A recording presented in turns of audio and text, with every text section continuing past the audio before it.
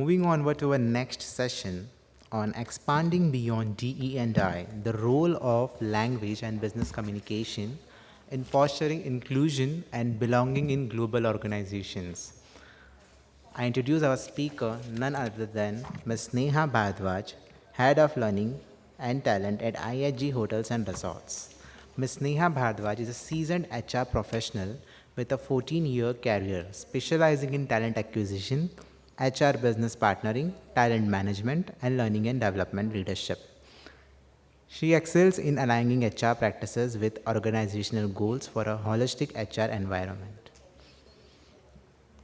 We invite Ms. Sneha Bhardwaj with a huge round of applause. Good afternoon, everyone.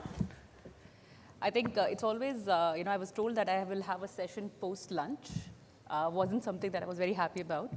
Very obvious reasons, right? I see that the number of people have gone lesser, and we have the ones who are there is looking forward to their watches, have seen multiple times, when do we start the awards? So it is just a matter of some more time, and I will promise that I will try to keep it short. But the topic today that I'm here to discuss is something which is very close to me, it's very close to my heart, and I'm sure it's very close to a lot of you here because we all come from the same fraternity. So before I kickstart this, I would like to check. I want to do a small visualization exercise with you all. Are you guys with me on this? Yeah. Can we do this? Brilliant. So what I want you to do is, let's begin, and I will be talking about 3 scenarios. I want you to close your eyes and visualize.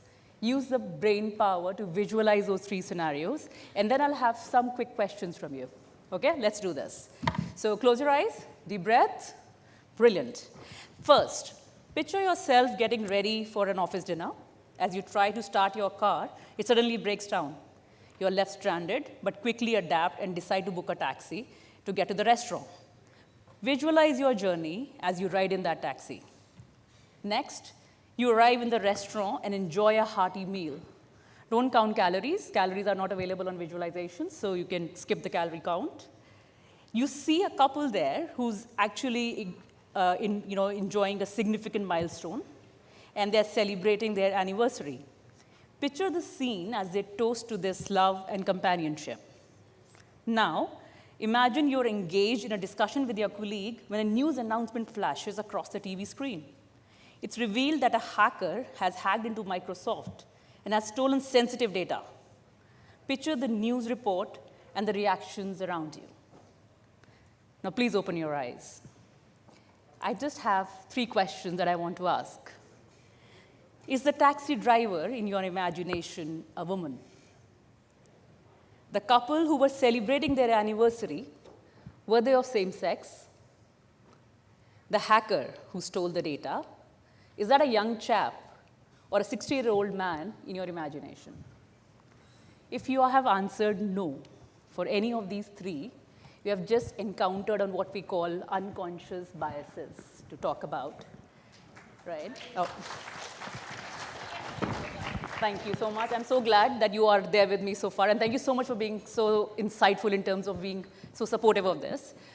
But what we just did is something does not make us exclusive or not being inclusive about it. What's important is, how do we really understand what's inclusive? Because we, as all of us here, would like to believe that, yeah, we are very inclusive as individuals. Of course, diversity is important, but so is inclusion. What stops us? We are living in interesting times. We are living in times where you're working with multi-generations at work. We just had a beautiful presentation. We talked about Gen Zs. We have a set of millennials. Of course, we have baby boomers still with us. We are talking to people across generations, and we are talking about inclusion, using language as a theme to make it more inclusive. How? Now, I just have a couple of these words. If you can see those words on the screen. I just want a quick question to all of you. Which of this word do you think is not inclusive? And why? Sorry? Yeah, somebody answered. Okay, how many feel first? Okay, okay. Last one, okay. And how many you feel all of them? You're right. How do you make this inclusive? Why was this important? Good morning, ladies and gentlemen. I do not identify either of the gender. I'm just felt excluded when you welcomed me in there because I was never welcomed. When we said, ladies and gentlemen, we weren't trying to be exclusive. We were trying to include everybody in the room, but we missed. Because we are talking about a time when we are, as genders, working into different categories. We are talking about trans. We are talking on same-sex genders. We are talking in a world where LGBTQ is out and open.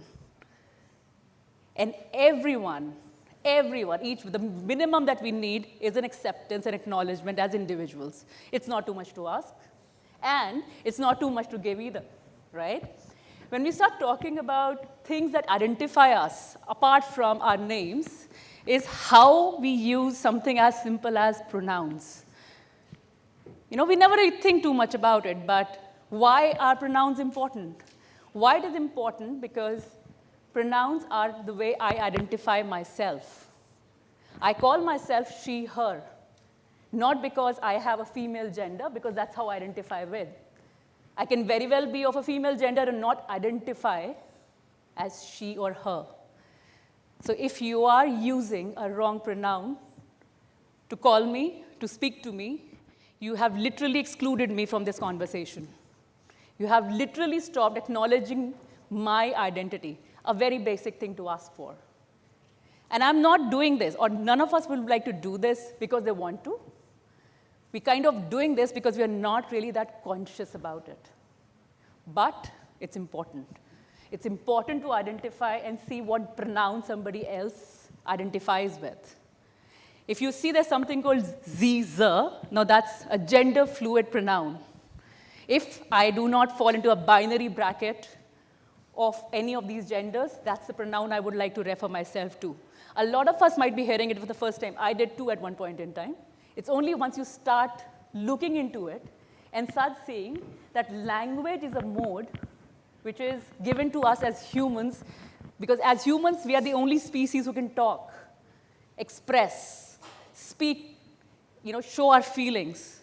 But if this language can become a barrier, how do we really make that a change? And so far, we are talking on a very personal terms. We are talking in terms of individuals, how good it is for me to feel about it. Let's talk business. We are all part of some organizations. Why is it important for me as a leader in my setup to understand why it is important for my organization? Why it is important to know and to be inclusive in terms of your language? Because there are reports, there are studies stating it has a very solid business case to it. As simple as a very strong, inclusive environment is what fosters a diverse workforce. There's a report stating 57% low or lesser attrition in organizations which follow inclusive communication. 57%, that's huge, right? We are talking about 17% increase in profits of organizations which have made it a point to teach their leaders how to use inclusive communication. I'm talking about companies like, I think we have somebody from NatWest. It's a beautiful, they have a wonderful story of how they have consciously made sure that there is a representation across levels to make sure that everybody can see themselves around it. And result is for all of us to see. Something as simple as driving innovation, an organization called Netflix, something, most of us have it on our phones today. They strongly believe in bringing your true self at work, where they're absolutely open in terms of what gender, it makes zero difference to you. And that's the kind of culture they're trying to drive across, because you have to be creative. And you cannot be creative unless you're actually being yourself. So what we are talking today is organizations like Microsoft, NatWest, Netflix, which have proven case studies that if you are driving the right behaviors, if you're working with your leaders, and if you're actually working on yourself to build an inclusive culture, you actually have very strong business reasons to support it. right? Now, while we have spoken about what all we can do about it, I'm going to have a very small 3-step tool for you guys to figure out how do we really manage our own biases. How can I not, because we don't want to have unconscious biases, right? We do not like to have those unconscious biases. What are unconscious biases? As species, we have developed from a very simple way of a scientific way of fight or flight responses. You know, our brain, if it doesn't identify something as expected, it gets into a mode of fight or flight. Your heart races up, and it finds a solution to it. That's a very normal reaction to have. We cannot change how we are wired. So we cannot change what's internally in our heads. So what we can now change is our external environment. And how do I do that? We really have to, one of the ways of doing is visualize before you get into a situation. You're about to go in for to take an interview. You're about to get into a team meeting of people who may or may not look like you. Please make a conscious effort in your head. How would you be addressing them? How are you making sure that nobody in this group is going to feel excluded about being part of that? And once you have that visualization in your head, just examine your behaviors. Would you ask a question to a female candidate that you would ask to a male candidate? Why isn't male candidate usually asked, so when you start planning to start a family? Why can't, if I'm not asking that to one, why am I asking that to the other?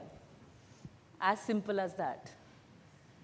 Just examine your behaviors. And finally, once you have examined that thought through, normalize it. Open your mind to possibilities. Open your mind to what all is right now in front of me and making it more acceptable. Because the moment you do this, you actually make your life a lot more easier and your head a lot more open to looking at a same-sex set of people sitting there and just walking past them because they might be celebrating an anniversary, and that doesn't sound odd to you because you have just normalized it in your head. Right? I was very sure that I did not want to talk about a lot in terms of this conversation because this was very personal, and this is a lot more internal in terms of how you want to make this shift about it. While we do this, that's pretty much what I wanted to share, and I'm very happy to take if there are any questions. But I'm glad that I could beat the buzzer there because that was one thing I'm aiming at as well. So thank you so much. That was my time. And thank you so much for being such wonderful listeners. Any questions that I can help you with? Yes, I see a strong hand at the back.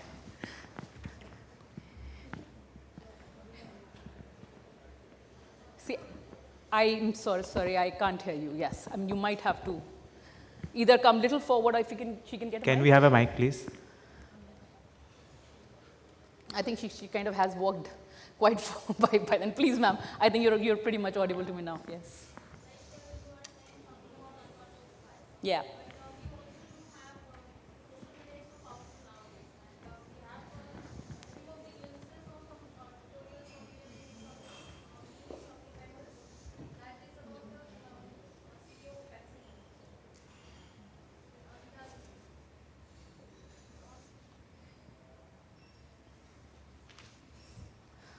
Yeah, I think that's a technical bias that we currently have, but yeah. And she said I think you can use, yeah. when she used to go at home again, and she said, now I have been announced as a CEO. And at that time, her mother said, first you are a mother, a wife, and keep that crown beneath in the garage.